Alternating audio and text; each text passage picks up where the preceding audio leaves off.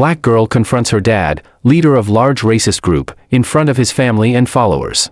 The summer heat pressed down like a heavy hand as Ariana stood in front of the tall, white-painted house.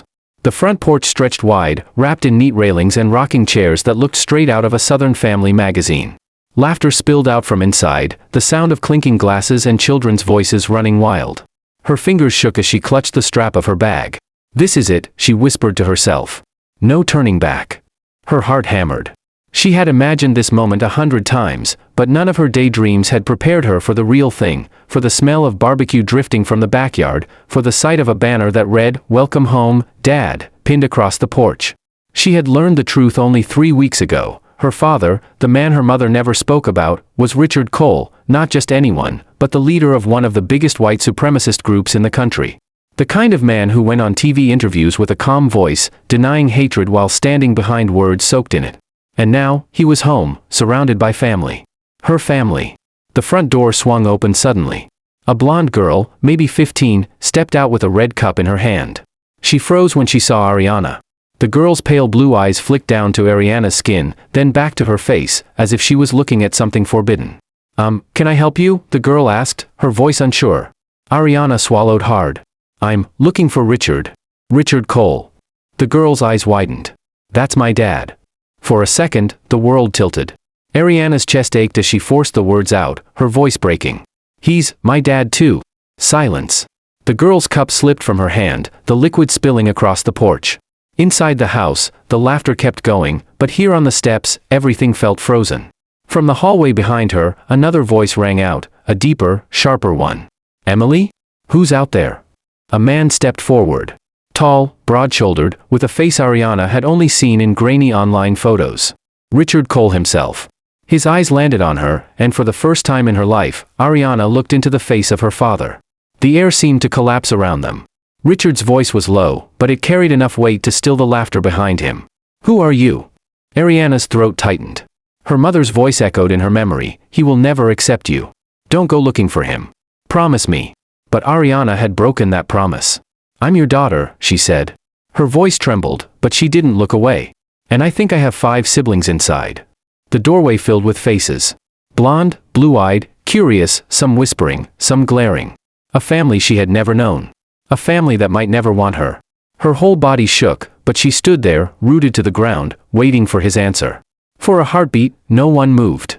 The porch was thick with silence, as if even the cicadas had stopped buzzing. Then a boy, taller than the others, maybe 17, pushed forward.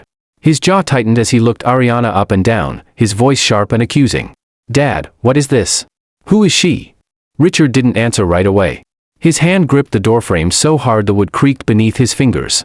His eyes darted between Ariana and the curious faces of his children behind him. "I told you," Ariana said softly, her voice carrying despite the lump in her throat. "I'm your daughter. My mom. Maria." She paused, watching his expression flicker, just for a second. "You knew her." Gasps and whispers rippled through the siblings. The blonde girl, Emily, stared at Ariana as though she'd seen a ghost. "That's not possible," another sibling hissed, a girl about Ariana's age with sharp cheekbones and a voice full of venom. "You're lying. Dad would never," she cut herself short, eyes narrowing with disgust. "Not with someone like her." The words hit like a slap. Ariana felt heat rush to her face, but she held her ground. A younger boy, no older than 10, tugged on Richard's sleeve. His voice was small. "Dad? What does she mean?" Richard still hadn't spoken. His mouth opened, then closed again. For the first time, the strong, unshakable leader of thousands of men looked lost. Ariana's eyes burned. She thought of all the years she had grown up fatherless, all the birthdays with just her mother's gentle smile, all the nights wondering why she wasn't enough to be loved. "I didn't come here to ruin anything," she whispered, blinking hard. I wanted to know where I came from. To see if you would look at me and not pretend I don't exist." A silence fell again, heavier this time. The oldest boy broke it, his voice sharp like broken glass. "You should leave." But before Ariana could move, Emily, the girl who had first opened the door, stepped closer. Her blue eyes searched Ariana's face, softer now, almost unsure. "Wait," Emily murmured. "If she's telling the truth, that makes her my sister." The word hung in the air, dangerous, fragile, and full of possibilities. The voices inside had grown quiet. Word was spreading fast, too fast. By the time Ariana glanced past Richard, she could see more people gathering in the hallway. Some wore sharp suits, others faded denim jackets embroidered with symbols she recognized from late-night internet searches, white crosses, eagles, flags that had always meant danger to her. The laughter, the music, the warmth of the celebration, it was all gone now. The house had gone cold. "Who's at the door, Richard?" A deep voice rang out from inside. A tall man with a square jaw and graying hair stepped forward. His presence alone made the others step aside. Ariana recognized him instantly from news clips: Charles Miller, Richard's longtime second-in-command in the organization. His eyes landed on Ariana, and they narrowed. His lips curled as though he'd just smelled something foul. "You've got to be kidding me." He looked at Richard, his voice booming with disbelief. "Is this some kind of sick joke? You bring that into your home, into this house?" Murmurs rose from the crowd behind him. Ariana felt dozens of eyes pierce through her skin. Some were sharp with rage, others wide with shock. Richard finally spoke, his voice hoarse. "Everyone, just go back inside. This is not your concern." "Not our concern?" Charles's face twisted with fury. "Richard, for years you've stood in front of us, preaching purity, loyalty, the war against them. And now you expect us to believe this?" He jabbed a finger toward Ariana. "You, your leader, have a half-black child standing on your porch." The words hung like a thunderclap. A ripple of anger spread through the room. Some men muttered under their breath, women shook their heads, and even the children looked bewildered. Ariana's stomach churned, her palms slick with sweat. "Is it true?" one of the older women demanded. "Richard, you told us family came first. You told us the bloodline was everything." Emily looked back at Ariana, her face pale, torn between fear and curiosity. "Dad?" she whispered. Richard's chest rose and fell, his jaw clenched so tight it seemed like it might break. He didn't answer. Charles's voice grew louder, feeding the crowd. "All this time, and you were hiding your dirty secret. A black child." He spat the words like venom. "You've lied to us, Richard. Lied to your own family. How can any of us trust you now?" Gasps, whispers, rising anger. Ariana wanted to scream, to run, to disappear. But something inside her hardened. She had walked into the lion's den knowing this could happen. And now, standing in front of the man who abandoned her, she realized this wasn't just about her anymore. She straightened her back, forcing her voice to steady. "My skin isn't a secret," she said, eyes sweeping across the shocked faces. "I'm his daughter. Whether you like it or not." The room erupted, shouts, denials, outrage. A storm of voices clashing like thunder. And through it all, Richard Cole stood silent. His face pale, his empire cracking right there in his own living room. The voices inside swelled into a roar. Men slammed their fists on tables, women clutched their children close, and the younger boys puffed up their chests, parroting words they had heard 1,000 times at rallies and meetings. "This is a disgrace. He betrayed us. He can't lead us anymore." Richard's 5 children clung to the edges of the chaos. Emily stayed close to Ariana, her face pale with confusion. The older boy, however, glared at her like she had set the house on fire. "You did this," he hissed at Ariana, his fists curling. "You ruined everything." "No," Ariana shot back, her voice breaking but strong enough to cut through. "He ruined everything. By lying. By pretending I didn't exist." Her words sliced the room open. All eyes swung back to Richard. Charles Miller's face turned red with fury. He jabbed a finger toward Ariana again. "Tell them she's lying. Say it, Richard.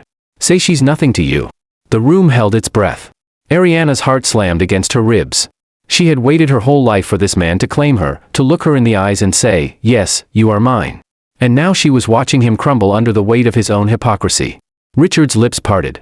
His voice came out low, trembling. "She's not lying." The room erupted. Chairs scraped. A glass shattered against the floor. Angry shouts filled every corner of the house. "You hypocrite. All these years. You led us like a fool." Charles surged forward, his face twisted with rage. "You've destroyed everything we built." He turned toward the others, raising his voice like a preacher. "This man is not fit to lead us. He hid a black child while preaching purity. He is a fraud." The crowd answered with shouts of agreement, stomping feet, pounding fists. The walls shook with their fury. Ariana's chest tightened as fear rose inside her. This wasn't just outrage anymore, it was dangerous. She could feel it building, a violent current about to break loose. Richard finally stepped forward, placing himself between Ariana and the mob. For the first time, there was a flicker of something in his eyes, not leadership, not authority, but fear. "Enough," he barked, his voice booming across the chaos. "You'll leave her out of this. She's my daughter." The words struck like a lightning bolt. Gasps tore through the crowd. Ariana's throat burned. The words she had waited her whole life to hear had finally been spoken, but in the worst possible place, surrounded by people who wanted her gone. Charles's face twisted into a snarl. Then you go down with her. The mob moved closer. The air was electric, every second teetering between chaos and violence. Ariana clutched her bag tighter, her breath quick and shallow. For the first time since she arrived, she realized she might not leave this house alive. The room throbbed with tension, 100 angry eyes fixed on the small, impossible truth standing on Richard's porch. Shouts had faded into sharp, muttered threats. The older children crossed their arms, jaws tight, while the grown men and women exchanged hard, furious looks. Richard stepped in front of Ariana. His broad frame seemed to swallow her up, a barrier of defiance between her and the storm behind him. No one touches her, he said, his voice low, almost a growl. Every syllable carried weight, the authority of a leader, but also the tremor of fear. Charles Miller advanced a few steps, eyes blazing. Richard, you're betraying everything. She doesn't belong here, you don't belong here. Richard didn't flinch. Instead, he put a hand on Ariana's shoulder, steadying her as her pulse raced. She is my daughter, he said, calmer now, but every word deliberate. I will not let anyone hurt her. Ariana's eyes widened. This was the first time she'd ever seen him hesitate, not for optics, not for pride, but for her. The room grew still, every person weighing the unthinkable. The hypocrisy, the lies, the creed they had all been raised on, it collided in the space between father and daughter. You think this will change anything? One of the older men spat.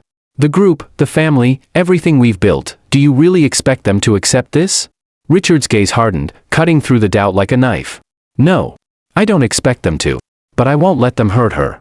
Not tonight. Not ever. Ariana felt her chest tighten with a strange mix of fear and relief. He wasn't perfect, far from it, but in this moment, he was on her side. Emily stepped forward slightly, eyes flicking between her father and Ariana. I don't know what to say, she whispered. Then don't say anything, Ariana replied softly, glancing at the girl. Just stand back. Charles let out a bitter laugh. You've built walls around yourself for decades, Richard. And now one little girl tears them down with the truth. How pathetic.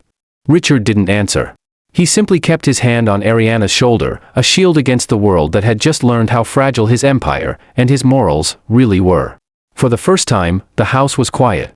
The muttered threats, the anger, the disbelief, all of it hung in the air like a storm that hadn't yet hit. Outside, the warm summer evening seemed distant, almost irrelevant. Ariana's eyes met Richard's. No words were needed.